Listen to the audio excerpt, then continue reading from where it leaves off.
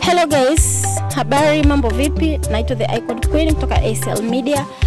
Leo nipo na exclusive interview kwa sababu nipo na mtu ambaye anahitaji msaada sana wetu sisi. Kama unaweza ukaguswa kwa namna moja au nyingine, unaweza ukamtafuta ukawasiliana naye. Kwa hiyo nikaona nilikuja mwenyewe kwa lengo la kuja kumtazama, lakini nikawiwa hata watazamaji wangu wa ACL Media niweze kushare na nyie muweze kuona kwamba ni namna gani anapitia hali ngumu huyu kaka. Mtaenda kumsikia, utaona mazingira anayoishi, lakini pia unaweza ukashawishika ukafanya kitu chochote kwa ajili yake. Karibuni sana, muendelee kutazama, lakini atusimulie nini kilimpata mpaka amekuwa na hali kama hii. Karibuni kwa ajili ya kuendelea kutazama. Njoo, kama mnavyomuona ni huyu hapa, hali yake ndio hii.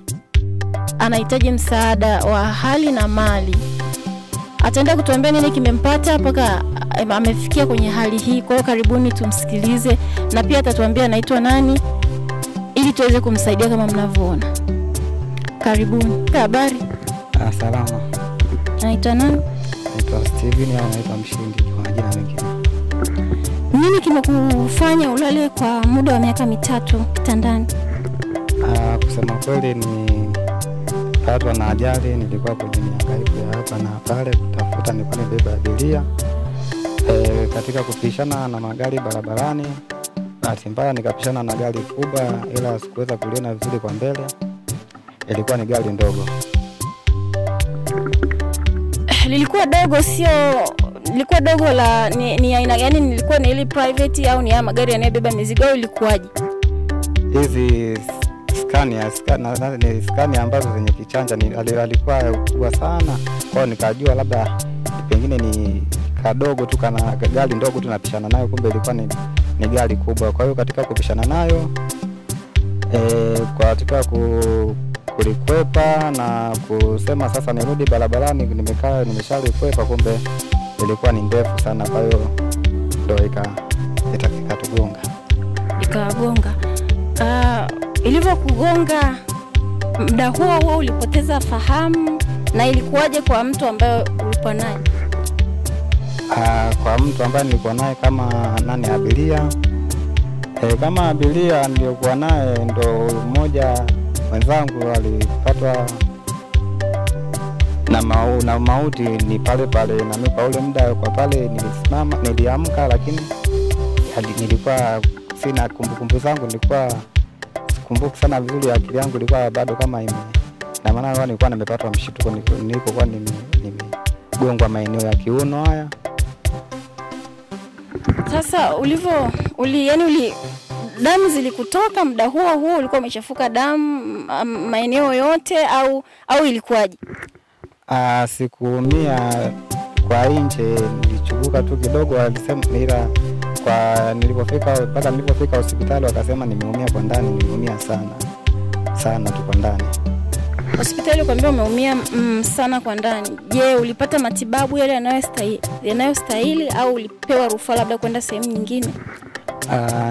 Nilipewa rufaa, wakaniambia nijaribu na nene na hospitali nyingine. Kwa hiyo tukatoka pale tukahangaika kwenye hospitali nyingine hizo, lakini kila tutakoenda wanatuambia sana ni pesa tu, ambayo tulikuwa kwa kweli ilikuwa hatuna kipato kama hicho. Au kufanya jitihada zozote wewe za kupata kipato, labda kuchangisha au vipi, au kwenye familia yenu labda hampo wengi au mko katika hali gani ya uchumi? Kwenye familia yetu sisi tuko 4. Katika 4 dada zangu 2 na kakaangu mmoja ambaye na mimi ndio tunakuwa 4. Lakini katika hao dada zangu wenyewe wameolewa hapo huko na maisha. Na wenyewe sio kusema hawezi kunisaidia, kusema nisaidie mimi hapa inakuwa ngumu. Kwa hiyo tunajitahidi, na kaka mwenyewe tunajitahidi, amejitahidi pamoja na mama. Basi wameishia pale ndo tulipokuwa tumeishia. Basi tukawa tumeshindwa, ndo tukarudi nyumbani, tukawa tunakaa tukisubiria kinachoendelea, pengine kutakuwa kuna muda wa kuweza labda tukapata mtu msaada akatusaidia, lakini yenyewe ikawa bado ni ngumu. Kama mlivyomsikia amesema kwamba ametoka kwenye familia duni, lakini alitibiwa, inaonyesha aliumia vibaya sana, lakini walirudi kutokana na hali halisi ya maisha walionayo. Wakasema wasubiria muujiza, mtu yote anaweza akawasaidia siku moja. Lakini sasa ni miaka 3 imepita, bado yupo hivi kitandani. Na maeneo aloumia ataenda kutuambia ni maeneo gani. Una wazazi wote wawili? Hapana, ninaye mama tu. Baba yuko? Alishafariki muda mrefu sana. Alishafariki. Na ndugu zako ndo hao 4, mpo 4 na maisha hayako vizuri? Hayako vizuri. Kwa hiyo ulikuwa unatakaje? Kwa mimi nilikuwa naomba Watanzania wenzangu, kama mnaniona nilipo ndo kama ninavyosema, naomba msaada wenu, kama mnaweza kunisaidia kwa chochote, kiasi chochote cha pesa kidogo, hata 200, 1000 shilingi, tengo tu nipate mahitaji madogo ambayo yanaweza kunisaidia. Kwa hiyo lengo lako ni kutaka tu upate tu mahitaji, umeshakata tamaa au unahitaji matibabu? Yote ni kwa mahitaji ambayo nayo sema kwa sasa ni jambo la msingi sana, na huku nikiendelea kusubiria kama kutakuwa kuna msaada wote tunaweza kusaidiwa ili niendelee kupata matibabu, na mwisho wa siku huenda Mungu akasaidia zaidi nikakaa vizuri, nikarudi kwenye hali yangu ya mwanzo. Umepitia changamoto gani ambazo zinahuzunisha sana kipindi cha miaka 3 yote hiyo? Ni kitu gani ambacho hutakisahau? Umepitia nini katika miaka hiyo yote? Katika miaka yote ambayo nimekaa 3 ni maumivu tu makali ambayo nilikuwa nayapata, na muda wote nimeshinda, nimelala, nipo tu ndani, hata nje sitoki, siwezi hata kuamka, nipo tu kitandani. Kwa nikawa navumilia, tunasali tu mimi na Mungu wangu, huenda ipo siku utatokea msaada ukunisaidia, nitasaidiwa. Na nashukuru leo hii kufika watu kama nyinyi kunisaidia kama hivi, nimeweza kuongea. Huenda hata kuna watu ambao walikuwa wanifahamu au wanafahamu, wataweza basi kunisaidia kwa chochote kile, kunisaidia katika kutibiwa na mengine zaidi. Kama mlivyoona watazamaji, ana hali ngumu kiukweli. Hali ni ngumu sana. Kama mnavyoona ni kama amekata tamaa hivi. Yeye anachohitaji sasa hivi ni kupata vitu vidogo vidogo vya matumizi ya muhimu kama basic needs za binadamu, lakini kwenye swala la matibabu inaonekana kama amekata tamaa kabisa, lakini sina uhakika sana ni kwa sababu ya hali halisi ya maisha duni. Kama mlivyosikia, alikuwa kwenye hali ya utafutaji, na bahati mbaya huwa inatokea mtu hapangi, ndio kama hivyo kwenye utafutaji, lakini unakutana na shida kama hiyo. Ni kiukweli ni ajali hiyo alionielezea sio nzuri sana, ilikuwa ni ajali mbaya, na baada ya hapo ya hakujua nini kinaendelea. Ila aliyekuwa naye kama mlivyosikia ndio hivyo, hatupo naye tena. Sasa maisha mnayoishi hapa sasa hivi, nani anakuhudumia? Kwa sababu hii hali ulionayo wewe sio nzuri sana, unahitaji kufanyiwa kila kitu kwa muda wa miaka yote hiyo 3. Ni nani aliyekuwa anachukua hilo jukumu? Ni mama yangu pamoja na kaka yangu. Ni mama yako pamoja na kaka yako.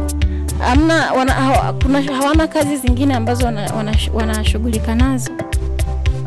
Kwa mama kazi ambayo ya kushughulika nayo kweli ilikuwa ni mkulima tu wa kawaida, ambao kwa hiki ambacho kilichonitokea mimi, kwa hiyo nikawa kama hata ile kazi hawezi kufanya, nikawa anani muda wote inabidi awe jirani sana na mimi. Na kuhusu kaka yangu, na yeye ndio ana familia yake, ana mke ndio, lakini bado anapambania kote, anaangalia kwa pale nyumbani kwa ndugu yangu pale kwa mama pako vibaya, pana maisha gani. Kwa hiyo chochote anachowa anahangaika anapata huko, basi kidogo tunagawana hicho tunakula hapa na familia yake inakula.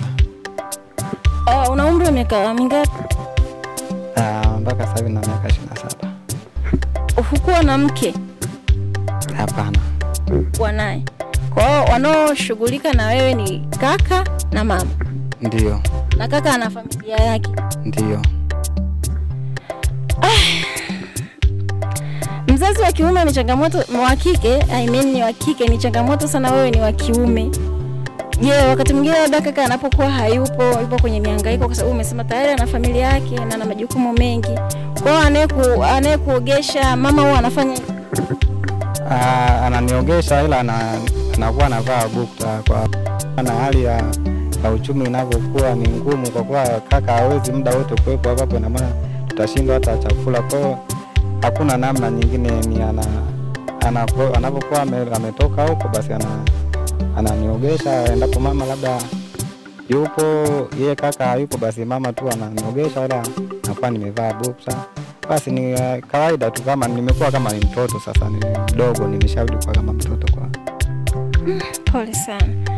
Sasa jamii haikusaidia kwa namna moja au nyingine, labda watu wanaokuzunguka au watu tu labda hawafahamu wanaokuja kutoa misaada? Kuna wale ambao wanaenda kutoa misaada, kuna watu ambao huwa wanajitoa na mioyo ya kujitoa inapofikia labda mfungo kama wa nini, au kuna kipindi fulani mtu anaamua tu kwenda kutoa msaada. Umeshawahi kupata msaada wa aina yoyote? Hapana, ni msaada midogo tu yote. Ndugu mtu akifika amekuja kukuona, nasema basi mgonjwa tumuongezea wage anakula tu apate tu chakula, basi utakuta amenisaidia mahindi kidogo kama debe moja au debe mbili, basi naendelea kula. Na hakuna msaada mwingine mkubwa kusema anisaidia nichangie na nini. Kwa hapo ndo siwezijua zaidi ni kwa nini inakuwa labda katika uchumi wenyewe na wao unakuwa ni mgumu kwao, tunashiriki na hisi itakuwa ni. Ndugu wa Tanzania, kama mnavyoona mambo kama haya ni magumu sana. Historia yake inasikitisha sana kiukweli, kwa sababu mimi mwenyewe kama mnavyomuona hapa, hali yake sio nzuri sana. Tujaribu kuguswa na hali kama hii, lakini pia tuwe na utaratibu wa kuwatembelea wahitaji pamoja na watu wengine ambao wanahitaji sana msaada wetu sisi ambao tuna viungo vyote na vinafanya kazi. Ni vizuri sana tukawa na utaratibu. Watu kama hawa sometimes huwezi ukafahamu sehemu fulani labda kuna mtu mwenye shida, ila kwa kupitia vyombo mbalimbali, kupitia wadau mbalimbali, wanakutana na watu kama hawa, unajionea pale. Unapoona wewe unaweza wewe mwenyewe ukawiwa, ukaenda ukamsaidia kwa namna moja. Timu ya SL Media ilikuja, tulichojaliwa tukafanya kwa sehemu yetu, na wewe pia unaweza ukaja ukafanya chochote kile kwa sehemu yako. Lakini pia tuko na mama yake kama mnavyoona hapa, ataenda kutuambia hali halisi anayoipitia ni ipi, lakini mambo gani, changamoto gani ambazo anazipitia sana katika kumtunza huyu mgonjwa. Mama, habari? Unaitwa nani? Naitwa Elimda Steven Mwinuka. Shida ya mwanao ilipotokea ulijisikiaje? Nasikia vibaya sana. Tuambie kiufupi ni changamoto gani ambazo unazipata kutoka kwa Steven, mgonjwa huyu ambao umemhudumia kwa miaka 3. Hem, tuelezee historia kidogo. Changamoto ninazozipata kupitia huyu mgonjwa sana kwenye matibabu inashindikana sana yani. Kila nikijipanga niende hospitalini sina hela. Ndio maana nimefikia kipindi nipo hapa na mgonjwa nimelema sana, sina mbele wala nyuma. Baki ya mtoto alikufa 2004. Kwa hiyo sina jinsi kabisa yani, nashindwa. Wewe unajishughulisha na kazi gani? Mimi ni mkulima na nilikuwa na shughuli za kusuka, nioge na suka, ngao napata 100 toka adondoka huyu mtoto. Hata kusuka nimeacha, sisuki. Muda sina kwenda kusuka wala kwenda shambani. Muda miaka 3. Sasa mashamba yale unayo yapo mazingira ya nyumbani au una mashamba mbali kidogo na hapa nyumbani? Yapo mbali sana, ni hata kwenda shambani siwezi. Sasa mnaishije? Yani kikubwa na shukuru wageni wanaonisaidia, mwenye lita 1 ya maharage, lita 2 ya unga, mwenye debe 1, lita 10 ya mahindi, ndio ninavyoishi, mwenye shilingi 1500 ndio ninavyoishi toka mwaka wa kwanza mpaka 3 sasa hivi. nashukuru sana watu wananisaidia kidogo hicho. Huyu mtoto wako wangapi? Mtoto wangu wa 4. Ambaye ni wa mwisho? Ndio. Unaomba nini ya Tanzania? Watanzania wakusaidie nini ili uweze kumtibu mwanao? Unaomba nini? Yaani unatuambia nini ili tuweze kukusaidia mamangu? Naomba kama kuna uwezekano, kama unaweza kunisaidia angalau hela ya matibabu ili aweze kugundua mwanangu aliumieje humo ndani, kama ataweza kusimama. Angalau hata aweze hata kutambaa kama ataweza kusimama. Na mengine kwenye huduma ya chakula, sabuni na kadhalika. Kama mlivyoona wewe ni mama yake, lakini amesema anashindwa, alikuwa anajishughulisha na shughuli ya kusuka, sasa hivi hawezi. Lakini mashamba yako mbali na eneo wanaloishi ni mbali kidogo, kwa hiyo pia anashindwa kwenda shambani. Kwa miaka yote 3 hiyo anaishi kwa wale wa Samaria wema ambao wanakuja wanaleta chochote kitu kinawafanya wanaishi na kusurvive. Kwa hiyo ndugu wa Tanzania, tusichoke kuwasaidia watu kama hao, kwa sababu ni yatima, hana mzazi wa kiume, lakini mama ndio huyo, na ana watoto wengine ile tayari hao watoto wana familia zao, lakini pia wana majukumu ambayo ni magumu, na hali yao ya kiuchumi bado ni ndogo, sio kama inavyofikiriwa. Kwa hiyo ni jukumu letu sisi wa Tanzania, ni jukumu letu sisi binadamu wenzie kumsaidia kwa namna moja au nyingine. Mama, pole sana kwa yaliyokukuta, lakini mimi nazidi kukutia moyo na kukuambia kwamba hii hali ni sehemu tu ya majaribu ya maisha. Siku moja yataisha na atapona. Watanzania ni wasikivu. Yoyote yule atakayewiwa kufanya chochote kwa kijana wako anaweza akawasaidia na akawatafuta pia mnapopatikana kwa mawasiliano yenu. Asante sana, lakini pia nashukuru pia kwa uwepo wenu. Asante sana kwa kukutana na SL Media kupata mahojiano mawili matatu na nyie. Naomba utuage. Amina, nashukuru sana. Asante. Ndugu watazamaji, sasa nimeshamalizana na mama yake, lakini pia yeye kama mmemwona huyu hapa na mmesikia mambo mengi kutoka kwake. Asanteni sana. Ona, tulikuwa pamoja mwanzo mwisho. Tangu napoanza kufanya naye mahojiano, mmeona hali yake halisi. Kijana Steven huyu hapa ambaye amekaa muda mrefu sana kitandani, hana msaada wa aina yoyote. Ndugu wa Tanzania, sasa ataenda kutuambia anahitaji nini kutoka kwetu, lakini pia atatutajia namna ya kumpata in case kama kuna mtu yoyote ataguswa na kumsaidia kwa kitu chochote kile alichonacho. Karibu Steven, utuambie unahitaji tukusaidie nini, lakini pia tunaweza tukakupataje. Karibu sana. Asante. Ndugu wa Tanzania wenzangu, nilikuwa naomba mnisaidie niweze kutibiwa, na matibabu niambia ni gharama. Kwa hiyo kulingana na uchumi wetu ambao tunao, inakuwa ni ngumu kupata kipato kama hicho. Kwa nilikuwa naomba tu mnisaidie niweze kupata matibabu nitibiwe. Na kuhusu namba zangu za simu, kama mnaweza kunisaidia kwa lolote lile, basi naweza kuwatajia namba zangu za simu. Naanza na ya kwangu ambayo ni 07 50 80 00 67. Na jina kwenye namba itatoka Andrea Elias Nabia Aule. Na kwenye namba nyingine ni 07 60 00 95 58. Narudia tena hii ya pili, 07 60 00 95 58. Kwenye hii namba jina linatoka Elimda Steven Munuka. Asante.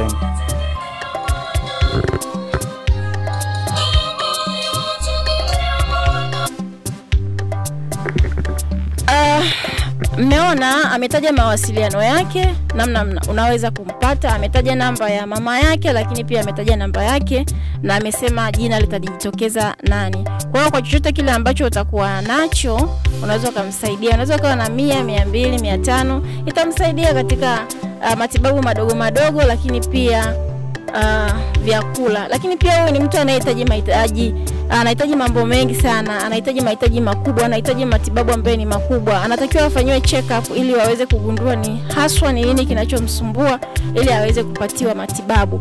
Utakapomcheki atakueleza kinagaubaga nini haswa ni kikubwa kinachomsumbua, na unaweza kumsaidia pia, utabarikiwa sana. ACL Media, African Community Life. We are the legacy of Africa.